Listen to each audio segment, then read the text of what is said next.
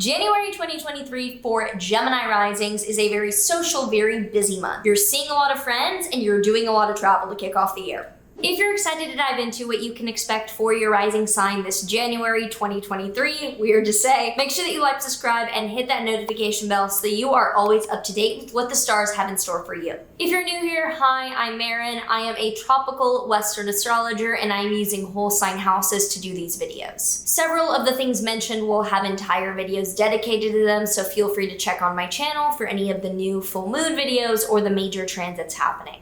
So this whole month, Jupiter is newly back in your Aries 11th house. Jupiter is the planet of expansion, of optimism, and of positive growth, and for you, it is back in your 11th house of networking and socializing. It was there over the summer of 2022, so now that it's back there, you are either reconnecting with friends that you haven't seen since summer, or you're just simply being more social again and really going out of your comfort zone to meet the right people and network. On the first, we open the month with Venus conjoining Pluto in your Capricorn 8th house. Venus is value, Pluto is intensity, and this can show that there's some very intense, intimate personal dynamics happening around finances for you. So it could be that there's a realization of some transformation or some good things, but some kind of painful things that you're invested into or that involve inheritance or finance in your life. Could also be that you're deeply trusting someone to a degree that feels uncomfortable and is definitely risky. On the third, Venus then enters your Aquarius 9th house. Venus is value, harmony, relationships, beauty, and with it entering your 9th house of foreign, long distance travel, or higher education, also could be religion or philosophy, looks like something is going really well either around a trip or your educational or research oriented path that is kicking off the month on a really positive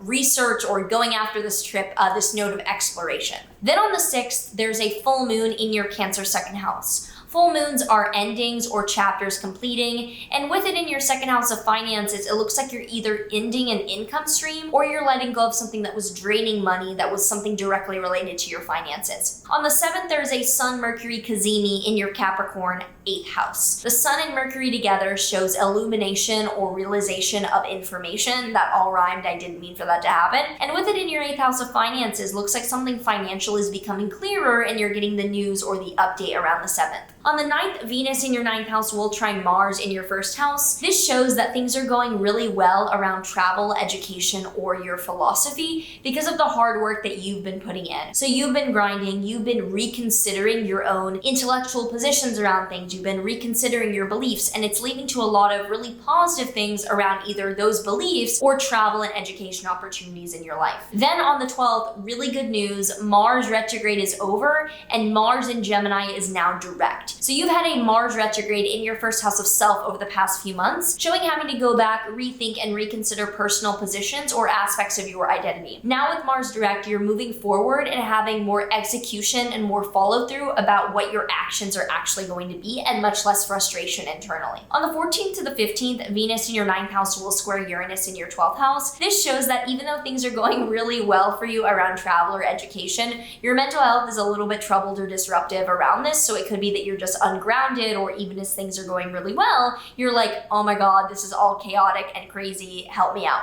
On the 18th, Mercury retrograde is over and Mercury is direct in your Capricorn 8th house. So Mercury retrograde showed some communication difficulties or having to go back and reconsider finances in your life. Now with Mercury direct, your investments or the element of trust with another party that you're having to really execute is moving forward much clearer. From the 18th to the 19th, the Sun will conjoin Pluto in your Capricorn 8th house. There could be some power manipulation or just some games psychologically going on around finances for you that could be just troubling with whatever partner you're engaged with. On the 20th, however, the Sun enters your Aquarius 9th house, and right after that on the 21st, there's a new moon in Aquarius, showing a new beginning and new focus around travel, education, or beliefs for you that are kicking off after considering and dabbling into these things the first part of the month. On the 22nd to the 23rd, Venus will conjoin Saturn in your 9th house. Venus is value, Saturn is seriousness, and having them together shows serious commitment to values that are a little bit challenging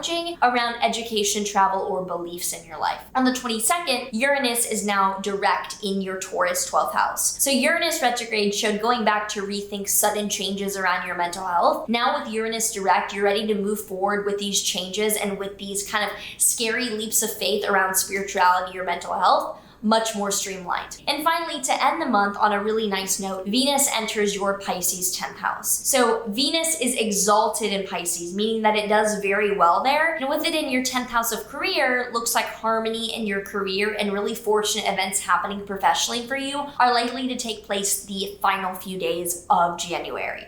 Have any thoughts coming up for you and your rising sign for this month? Feel free to drop them in the comments down below. I would love to hear how you're feeling about this month. The tarot card that we have here for Gemini risings for this January is the Eight of Swords. You can see here on the card that this guy has a ton of swords around him and he's bound up. This shows paralysis from indecision or being bound up by a ton of options. So you might have a ton going on and you're having trouble deciding which good option to take. It looks like you take the one that might be most out of your comfort zone or is most like goal-oriented towards the future. With this, I would appreciate a like and a subscribe. I say that the majority of you actually are not subscribed yet, so it'd be cool to have you join the marinara sauce family. I know it's fucking cringe, but like that's the word that came to mind, and it's just what has landed spread on the pizza. Anyway, if you enjoyed this, do comment down below as well. Love to hear all of your thoughts and your feelings about the month ahead. Otherwise, I will see you in the next one.